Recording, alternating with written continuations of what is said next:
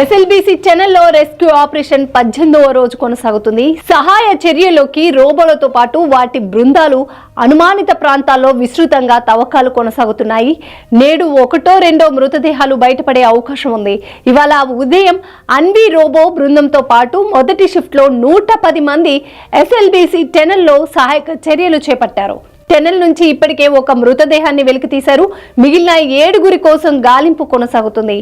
Mini జేసీబీలతో శిథిలాలను తొలగిస్తున్నారు. ఇప్పటికే 14 బృందాలు సహాయక చర్యల్లో పాల్గొనగా సింగరేణి కార్మికులు కీలకంగా వ్యవహరిస్తున్నారు. సొరంగం లోపల చిక్కుకున్న వారిని గుర్తించేందుకు కేరళ రాష్ట్రం నుంచి ప్రత్యేకంగా వచ్చిన కార్డ్వర్ డాగ్స్ తమ వంతు పాత్ర పోషిస్తున్నాయి.